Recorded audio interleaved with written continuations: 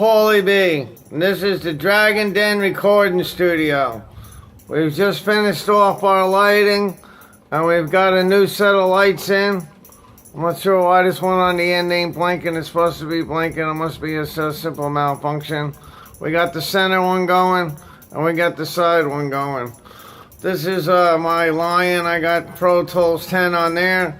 And in front of me I have Pro Tools 12, which is on 32 gig with a 2 terabyte computer in the back. If you see, we can hit this button here and it'll play a song that I'm working on.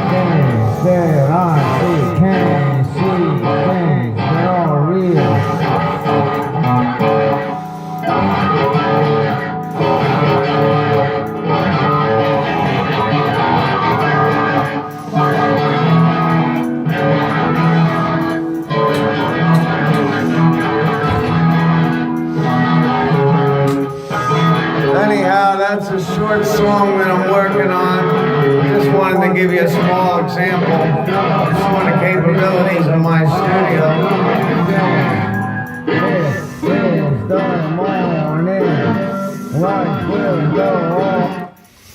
So anyhow, we're able to record, put down tracks, and then we're able to edit them later. That's not an edited session. If you look in the back here, we have a compressor, an 11. I still got to get the compressor and the 11 hooked up to the moto, which is on the top. I'm running my KRKs, which is our new speaker system. I'm running them through a Behringer control center. And over here we have a Yamaha workstation that will soon be able to burn CDs on. I have Mackies in the back, but I'm probably going to bring them forward and put the rockets in the back so that we're able to edit music a little better. We have on the wall a couple guitars. This one here is a Colby. There aren't too many around. It's not a very oftenly found guitar for sale. It's a very good guitar made by guitarists. And this is my Lyle. That is an electric guitar, and it's an acoustic electric. In the box here we have a couple of these are condenser microphones. You need phantom power in order to use a condenser microphone. I have phantom power on my PAs, and I have phantom power on my Moto interface. The interface is really the brains of everything. Without an interface, there's not much you can do. Let's see what happened here. This is just a video of me. This is Partying People, I believe. And this is a video that I did, and I got the sound turned off so it don't interfere with my doing this short tutorial of the studio. This is where I sit. I have many albums. I'm able to play the albums on my it's a JVC quartz lock turntable. And I have down underneath, I have a Kenwood. I have different boxes, which are pedals. And I have what is called a looper at each station. I'm able to record onto loopers and do videos with loopers like you see on Facebook. I have, this is a power head that I'm able to run a microphone through. That's a very, very good power head. It's actually 8,000 watts. I run 1,000-watt speakers. I had to put 1,000-watt speakers because I did blow some speakers in the past. These are different PAs. I have different PAs throughout. This one in the back is a Gear 1. The Gear 1 is a very good PA because it has phantom power and everything in it. And we have some very good stacks in the back. I keep notes on my music on my stands, and I write my own music. It's a lot of fun working in the studio. I have albums all around the top corner for the decoration. I told you once we got this center light up and running, we would be done with the studio. The studio is actually complete now.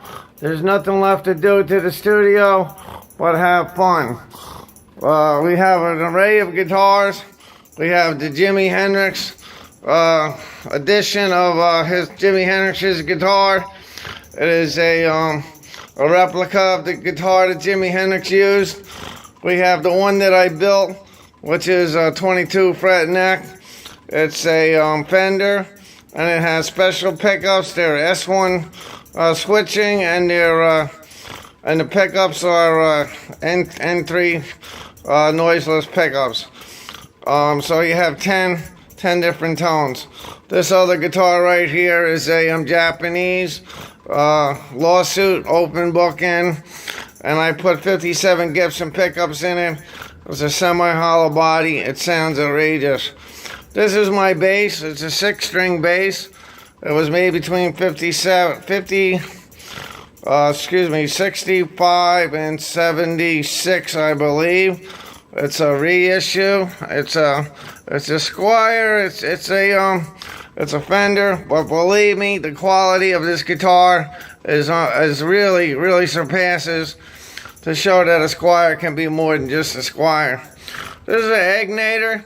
It's a tube head. It has a 20-watt head, and it's really capable of some really great tones. You use that in the studio because that's all you need in a studio of this size. But I also have much bigger amps. This is a night light for me reading, so that I can see my stuff when it's a little bit dark in here from time to time. I have different speaker systems throughout the studio. This is a Marshall head. I use that Marshall head with my digital drum set. In the back I have a digital drum set. The digital drum set is a Sling-a-Ling. It's a very good drum set. Sling-a-Ling is a very good drum set. Pro Tools 12 is the best recording software you can get.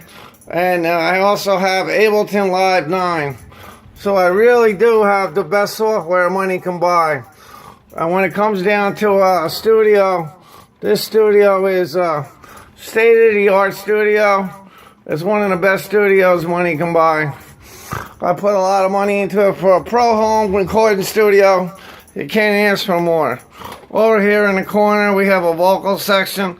I would like to pad out this wall and have it for a noise resistant area to do vocals. I have another 4-string bass on the wall.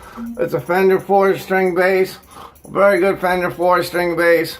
And Ibanez acoustic guitar for playing acoustic guitars. You can pick it up through mics. And of course we have a fax machine and printer. And below that we have a bass amp. The bass amp below that is a Roland. Roland's are good bass amps. It was my first bass amp. But I've since gone to a Fender with a 700 watt bass head. And I got a 400 watt Fender head for playing through the Fender 700 watt cabinet. So I don't have to worry about blown speakers. This is a Bagheera tube amp. It's a very nice tube amp for the money. It's very capable of a very good sound, and it can be played to an array of different speakers. I believe I have it hooked up to, I got limited edition Marshalls. I have a pair of them, and I have regular Marshalls. I staggered them so that I play through one regular and one limited edition. My drum set and my Egnator amp can be transferred between, and also the Bagheera can be transferred between that speaker system. I also have in the back corner here a Raven, which is a 100 watt head and has a lot of capabilities built into the head that take the place of all of these pedals. It's still nice to have the pedals. The pedals on this side are Black Stars and two Black Stars. I have a Digitech for looping, and I have a Boss. This is a Boss 3 or a Boss 2. I have two Boss 3s and a Boss 2 looper, and the Digitech.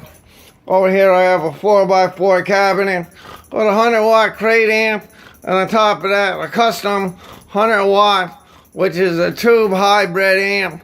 And the thing with this amp is you're also able to dial in many of your pedals, and it's a hybrid amp with between tube and digital, so it gives you sounds that you normally won't get through a lot of different speakers, a lot of different amplifiers. On the cabinet wall here, we have a small, that's an amplifier, and it's battery powered. You can take it to the beach and play with an electric if you wanted.